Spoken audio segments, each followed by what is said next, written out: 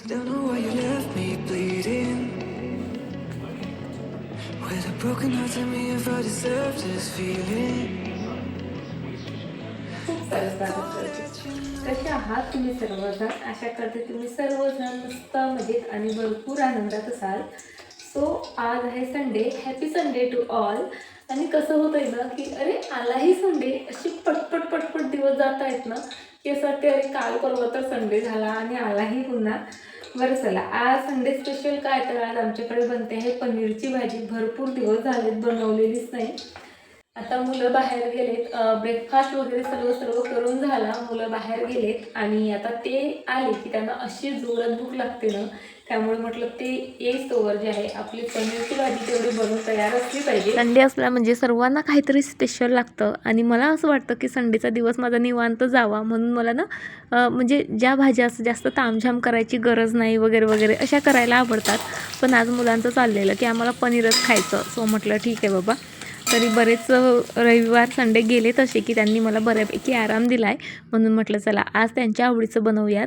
So इथे मी पनीर बनवते आहे, मटर पनीर वगैरे.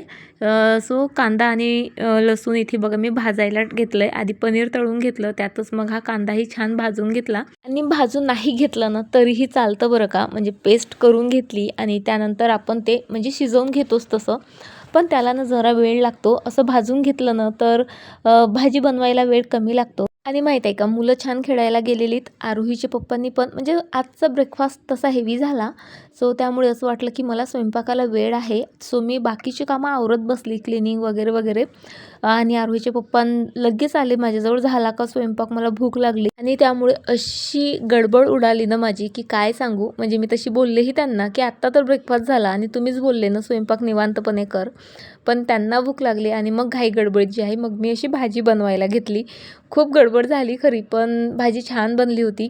बघा इथे कांद्याची पेस्ट मी आधी छान शिजवून घेतली. त्यानंतर टोमॅटोची पेस्ट करताना त्यामध्ये मी काही काश्मीरी मिरचीही घातल्या होत्या आणि त्यामुळे भाजीला बघा छान असा कलर आला आहे. आणि तसंही म्हणजे काश्मीरी मिर्च नेहमीच असतात घरी असं नाही, मी पहिल्यांदा घेऊन आले डीमार्टमधनं.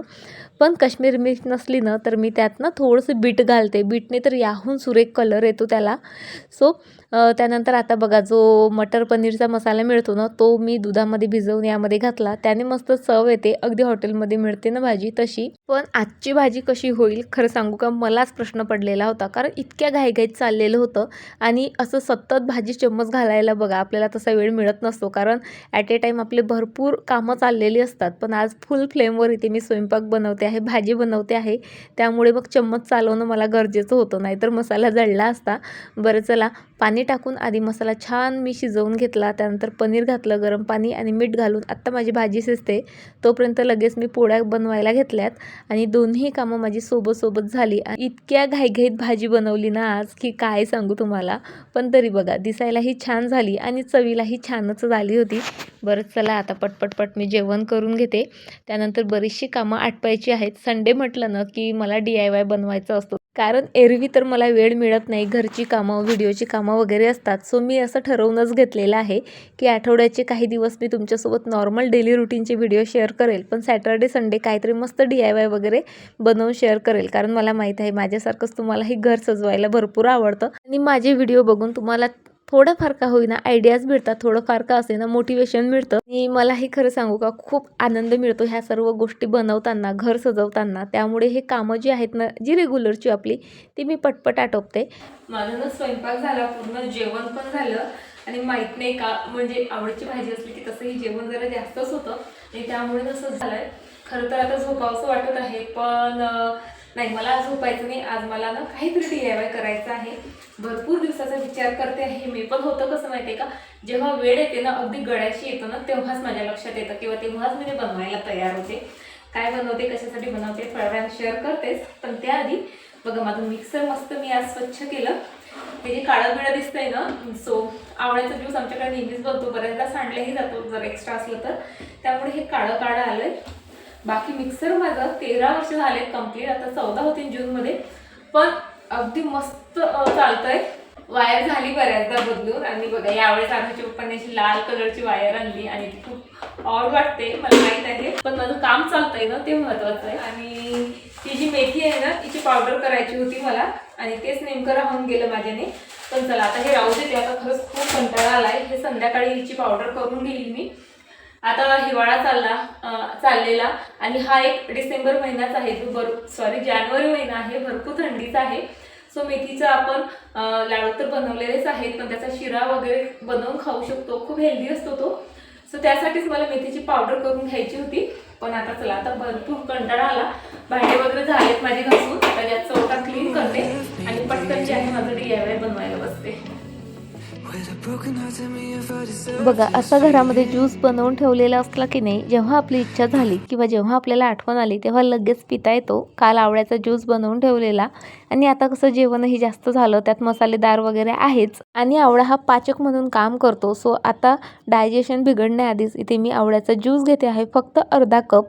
त्याने खरंच म्हणजे डायजेशन व्यवस्थित होतं आणि ॲसिडिटी वगैरे जे काही आपल्याला आता मसालेदार खाल्लं त्यामुळे होणारं असतं ते आधीच म्हणजे प्रिव्हेंट केल्या जातं. म्हणून जे आहे आता मला आठवण आली, छान आवळ्याचा ज्यूस मी पिला. आणि चला आता तुमच्यासोबत शेअर करते एक मस्त सुंदर असं DIY. आता ना मी गार्डनमध्ये आली आणि मला ना अशी सवय आहे, असं प्रत्येक प्लांट असं जवळून पाहते मी दररोज. म्हणजे पाणी टाकेल नाही टाकेल पण फक्त पाहत तरी असते की काय कशी ग्रोथ आहे किंवा कुठे काही कमी पडतं आहे का वगैरे. सो हे जे प्लांट आहे ना इथे, हे प्लांट मला इतकं कन्फ्यूज करतं. आता बघा या प्लांटची माती बघितली ना, आता व्हिडिओ तेवढी नाही दिसते, अशी बघितली ना असं वाटतं अरे ही माती ओली कच्चं आहे. आणि हात लावून जेव्हा बघते तेव्हा बघा सो अशी कोरडी माती असते याची. म्हणजे मातीचा कलर खूप असा वेगळाच आहे. असं बघितलं की असं वाटतं की अरे ही तर ओली आहे. आणि त्यामुळे मग या प्लांटकडे माझं दुर्लक्ष होतं आहे. आणि आज ना अशी पानं सुकलेली दिसली म्हणून मी त्या मातीला हात लावून बघितला, बरं नाही तर हात लावून बघितलाही नसता. चला आता पहिले हिला पाणी देते.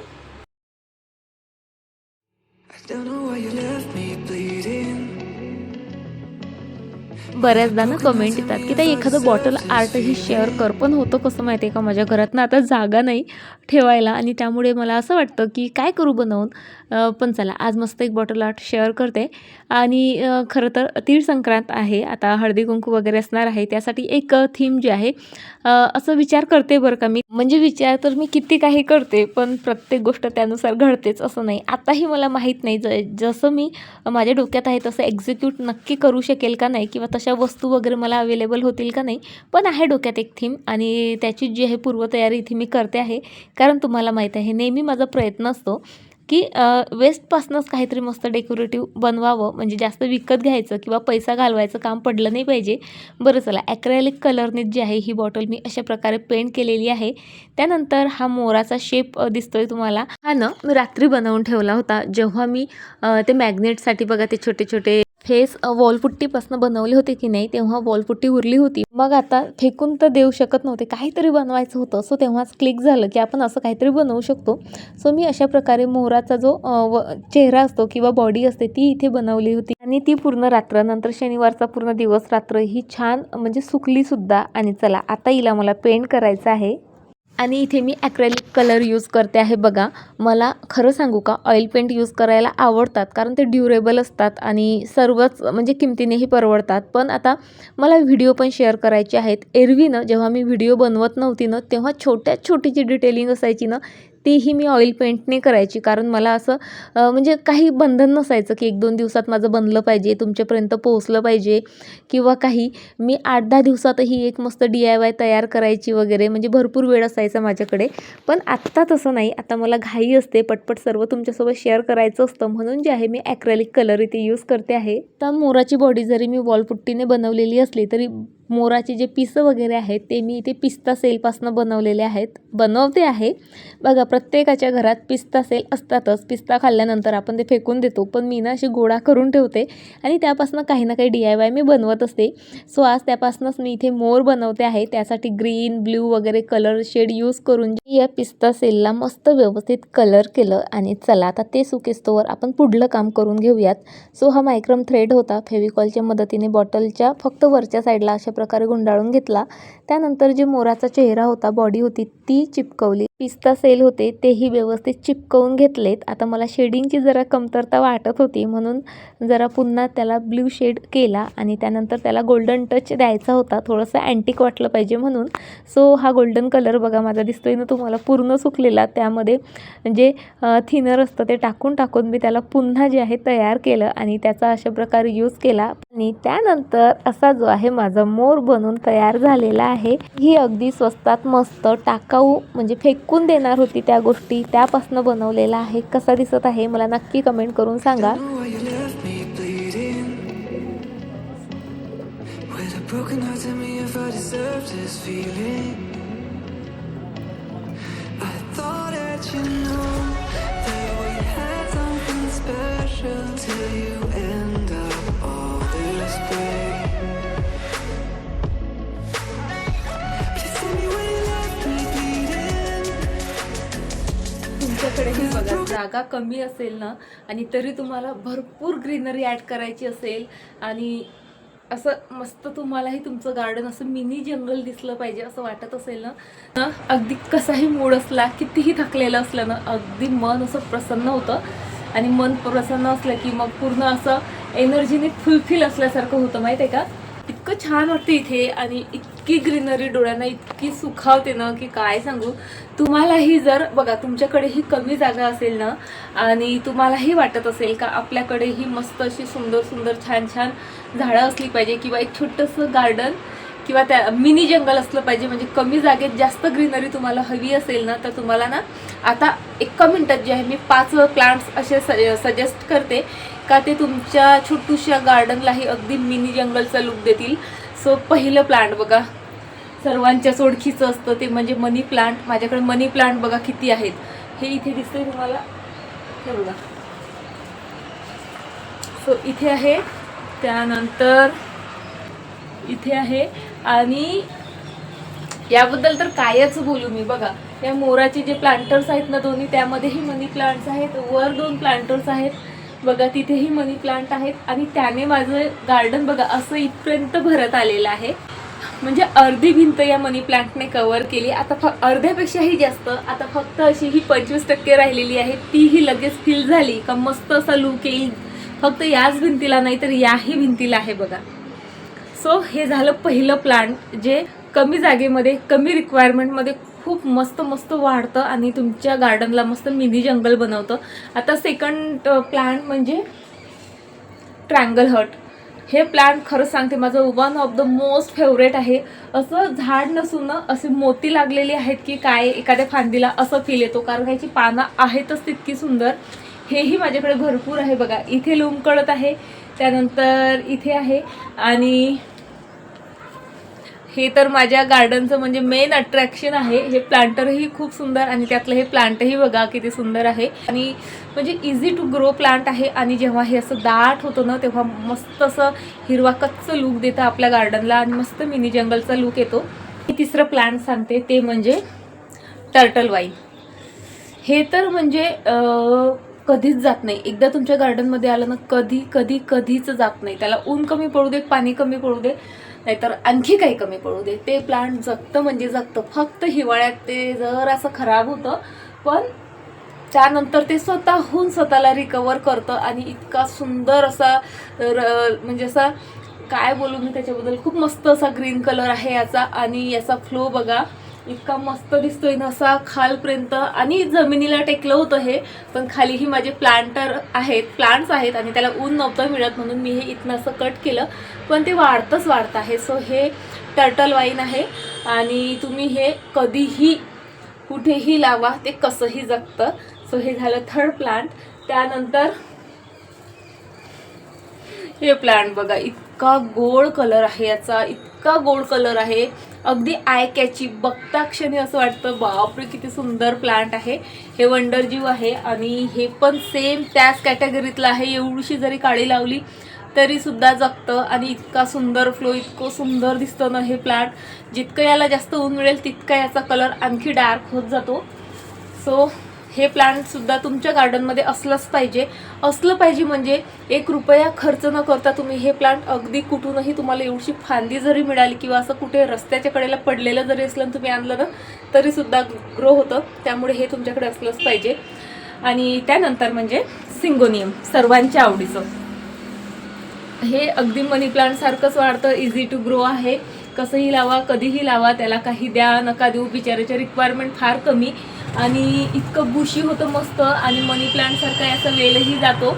सो हे एक प्लांट पण खूप इझी टू ग्रो आहे. याने सुद्धा तुमच्या छोट्याशा जागेला खूप मस्त ग्रीनरी मिळते. त्यामुळे तुम्ही ना सिंगोनियमसुद्धा तुमच्या बाल्कनीमध्ये ॲड करायलाच पाहिजे. मी असे प्लांट्स तुम्हाला सजेस्ट करते आहे की त्यासाठी तुम्हाला 1 रुपयाही खर्च करायचा गरज नाही, कारण कुठूनही तुम्हाला याची कटिंग इझिली मिळू शकते आणि ती इझिली ग्रोही होते, म्हणजे जायचा वगैरे ही भीती नसते. आणि या सर्वच प्लांटमध्ये माझ्याकडे ना व्हरायटीजसुद्धा आहे. आता मनी प्लांटमध्ये पण माझ्याकडे 3 व्हरायटीज आहेत, म्हणजे त्याचे कलर्स डिफरंट आहेत. त्यानंतर सिंगोनियम पण माझ्याकडे हा ग्रीन आहे, गुलाबी आहे आणि खरंच खूप मस्त जो आहे लुक मिळतो आपल्या गार्डनला या प्लांट्समुळे. सो तुम्हालाही गार्डनिंग करायची असेल, सुरुवात असेल तर हे 5 प्लांट तुम्ही घेऊन या आणि यापासून सुरुवात करा. तुम्हाला खूप छान एक्सपिरियन्स येईल आणि त्यातून मग तुमची जी गार्डनिंगची आवड आहे ना ती आणखीन वाढेल. बरं, सो चला तर या छोट्याशा गार्डन टिप्ससोबत जे आहे आजचा व्हिडिओ मी इथे संपवते. आय होप तुम्हाला आजचा व्हिडिओ नक्की आवडला असेल. व्हिडिओ आवडला असेल तर प्लीज लाईक करा, शेअर करा आणि छान कमेंट करा. बरं, चला तर मग या छोट्याशा गार्डन टिप्ससोबत जे आहे मी आजचा व्हिडिओ इथे संपवते आणि आशा करते तुम्हाला आजचा व्हिडिओ नक्की आवडला असेल. व्हिडिओ आवडला असेल तर प्लीज लाईक करा आणि छान कमेंट्स करा. खूप मेहनत घेते हो मी, ज्याप्रमाणे म्हणजे माझे व्हिडिओ पाहून जसं तुम्हाला क्लिनिंग करायला मोटिवेशन मिळतं, छान छोटे मोठे DIY करून स्वतःचं घर सजवायला मोटिवेशन मिळतं ना, तसंच तुमच्या कमेंटमुळे, तुमच्या थोड्याशा कौतुकामुळे मलासुद्धा भरपूर मोटिवेशन मिळतं. सो प्लीज कमेंट करायला विसरू नका. आणि हो, तुमचे माझ्यासारखे तुमच्या फ्रेंड्स असतील त्यांच्यापर्यंतही आपले व्हिडिओ पोहोचवा, हाईप करा. चला आता भरपूर मागितलं नाही मी आज तुमच्याकडे. सो फायनली जे आहे तुमचा निरोप घेते आणि तुम्हाला उद्या भेटते अशाच एका छान व्हिडिओसोबत. तोपर्यंत फ्रेंड्स स्वतःची काळजी घ्या. बाय.